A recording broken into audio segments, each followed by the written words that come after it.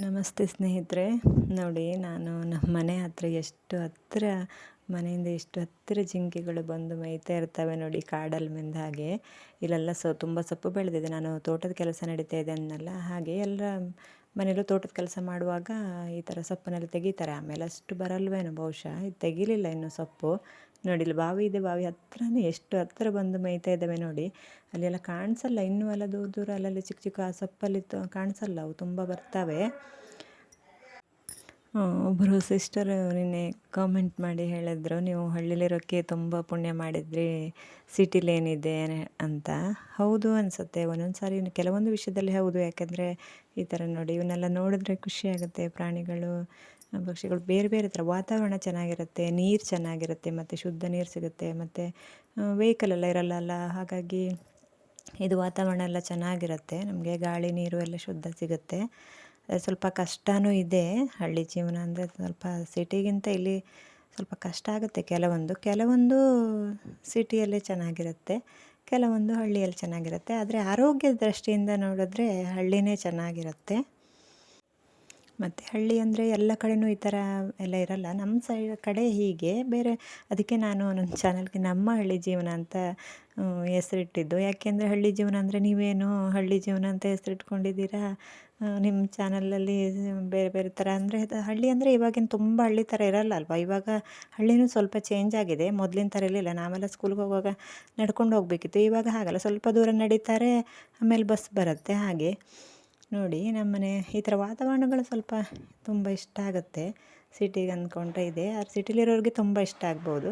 ಆದರೆ ನಮಗೆ ಇಲ್ಲೇ ಇದ್ದವರಿಗೆ ಸ್ವಲ್ಪ ಪರವಾಗಿಲ್ಲ ಅಷ್ಟೇ.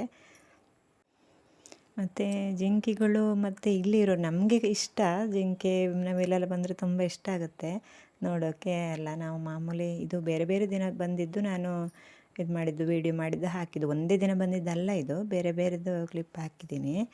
ಆದರೆ ನಮಗೆ ಇಷ್ಟ ಆಗುತ್ತೆ. ಆದರೆ ಇಲ್ಲಿ ಇರೋರು, ನಮ್ಮ ಹಿರಿಯವರು ಎಲ್ಲ ಬೈತಾರೆ. ಅಂದರೆ ಏನು ಮಾಡೋಕ್ಕೆ ಬಿಡಲ್ಲ ಅಲ್ವಾ ಅವು. ನಮಗೇನು ತರಕಾರಿನೂ ಬೆಳೆಯೋಕ್ಕೆ ಬಿಡಲ್ಲ, ಯಾವ ಬೆಳೆನೂ ಬಿಡಲ್ಲ. ಅದಕ್ಕೆ ಬೆಳೆ ಏನು ಬೆಳೆಯೋಕ್ಕೆ ಬಿಡದೆ ಇವಾಗ ಎಲ್ಲರೂ ಅಡಿಕೆ ಹಾಕಿ ಕೂತಿದ್ದಾರೆ.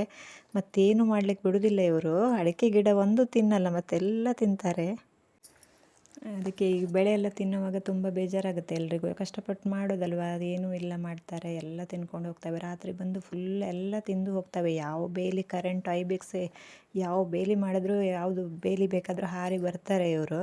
ಅದಕ್ಕೆ ನನಗೆ ಒಂದು ಸಾರಿ ಒಂದು ನಾಯಿ ಹಿಡಿದು ಒಂದು ಮರಿ ಸಿಕ್ಕಿತ್ತು. ನಾನು ಚೆನ್ನಾಗಿ ಅದನ್ನ ಒಳಗಡೆ ಇದನ್ನು ಎಂಡಲ್ಲಿ ಹಾಕಿದ್ದೀನಿ ನೋಡಿ. ತುಂಬ ಚೆನ್ನಾಗಿದೆ.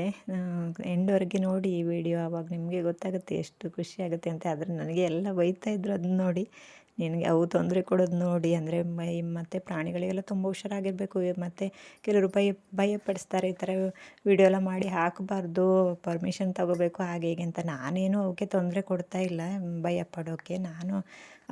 ಅವಂದರೆ ಇಷ್ಟ. ಇದು ನೋಡಿ, ನನಗೆ ಒಂದು ಸಾರಿ ನಾಯಿ ಹಿಡ್ದವಾಗ ಸಿಕ್ಕಿದ್ದು, ನಾನು ತಂದು ಬಾಯಲ್ಲೆಲ್ಲ ರಕ್ತ ಬಂದಿದೆ ನೋಡಿ, ಸ್ವಲ್ಪ ಸ್ವಲ್ಪ ಗೊತ್ತಾಗುತ್ತೆ ಅಂದಾಜು ಮಾಡಿ ನೋಡಿದ್ರೆ. ಅದನ್ನು ತಂದು ನಾವು ಆರೈಕೆ ಮಾಡಿ ಬಿಟ್ವಿ, ನಾವೇನು ಸಾಯಿಸಲಿಲ್ಲ. ಆದರೆ ಈ ಕಡೆ ತುಂಬ ವಯಸ್ಸಾದವರೆಲ್ಲ ಹಾಗೆ ಹೇಳ್ತಾರೆ, ಏನೋ ಅದು ಅಷ್ಟು ನೀವು ಆಸೆ ಮಾಡೋದು ಅಂತ. ಅಂದರೆ ತುಂಬ ತೊಂದರೆ ಕೊಡ್ತಾವಲ್ಲ, ಅದಕ್ಕೆ ಬೇಜಾರಾಗ್ತಾರೆ ಪಾಪ. ಅವರಷ್ಟು ಉಪದ್ರ ಮಾಡ್ತಾರೆ. ಆದರೆ ನಮಗೆ ತುಂಬ ಇಷ್ಟ, ನನಗೆ ಮಗು ಥರನೇ ಕಾಣಿಸುತ್ತೆ ಅದು. ಇವಾಗ ನೀವು ಹೇಳಿ ಸ್ನೇಹಿತರೆ, ನಾನು ಮಾಡ್ತಿರೋದು ಸರಿನಾ ತಪ್ಪಾ ಅಂತ. ಚೆನ್ನಾಗಿದೆಯಾ ಅದನ್ನು ಕಾಮೆಂಟ್ ಮಾಡಿ ಹೇಳಿ.